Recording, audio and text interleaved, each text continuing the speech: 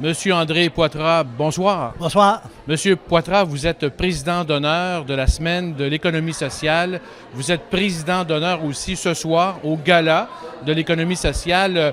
Si je vous demandais tout d'abord pourquoi vous avez accepté la présidence d'honneur de ces événements-là.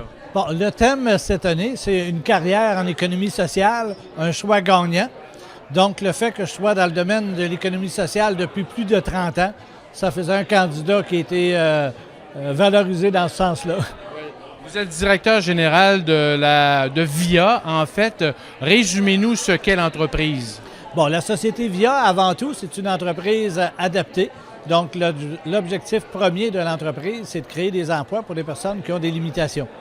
On a environ 60 des effectifs qui répondent à ce critère-là dans l'entreprise.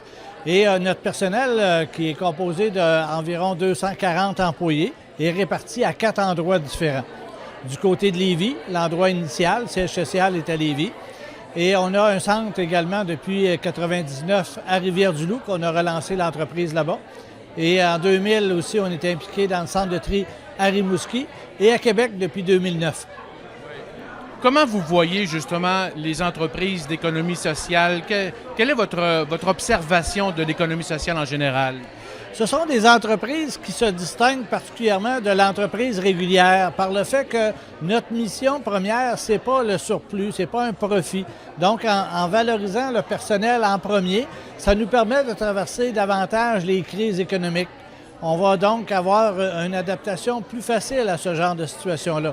Après un certain nombre d'années, on constate effectivement que l'entreprise privée, il y en a disparu plus après 5 ans qu'il y en a disparu à l'intérieur de l'économie sociale.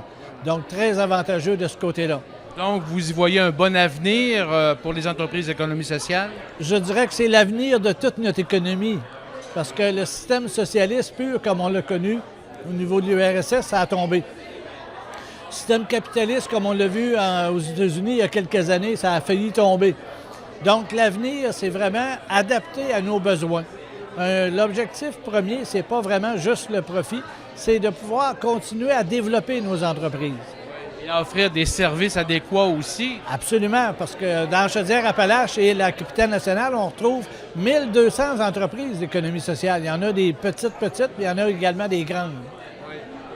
Qu'est-ce qui fait effectivement pourquoi est-ce que vous jugez ou observez que ça évolue bien, l'économie sociale? C'est une économie Est-ce qu'il y a encore beaucoup d'éducation à faire à ce niveau? Il y a encore beaucoup d'éducation, mais par contre, le gouvernement vient de passer la loi 27 qui valorise l'économie sociale. Donc, on va avoir une meilleure visibilité dans l'avenir. Il y aura des contrats plus facilement négociables avec les différents ministères et on répondra ainsi à des besoins importants dans chacune des régions du Québec. Revenons peut-être en terminant à votre entreprise. Bon, ça fait déjà 30 ans que vous dirigez en fait une entreprise d'économie sociale. Comment vous voyez l'évolution en 30 ans? Est-ce qu'il y a une bonne évolution? Il y a une grande évolution de ce côté-là. Notre entreprise prend de plus en plus d'expansion. On a accumulé, parce que le problème, c'est quand on lance des nouvelles entreprises comme la nôtre, on n'a pas de capitaux importants. Donc, depuis ce temps-là, on a accumulé des capitaux plus importants qui nous permettent d'aller plus loin en termes de mécanisation. Et ça favorise le travail, facilite le travail des employés également. Comment vous travaillez la relation ou la communication avec vos employés? Il y a beaucoup plus de relations avec nos employés qu'une entreprise régulière. À titre d'exemple, moi, personnellement, je donne un bulletin d'information qu'on appelle un VIA Information. J'en fais au moins 11 par année écrits, en plus de des réunions informelles où on va discuter avec les employés. Dans ces rencontres-là, les employés savent exactement ce qui se passe dans l'entreprise, ça va bien ou ça va mal. Ils savent également des projets de mécanisation. C'est toujours inquiétant pour les employés. Hein? Quand on parle de mécanisation, bien, les employés ont l'impression qu'on va mécaniser, donc il va y avoir moins d'emplois. Non, nous, l'objectif, c'est d'augmenter nos volumes continuellement, de faciliter le travail aussi. Oui. Alors, M. Poitras, merci beaucoup de cet entretien, puis on vous souhaite une belle soirée. C'est moi qui vous remercie. C'est un plaisir.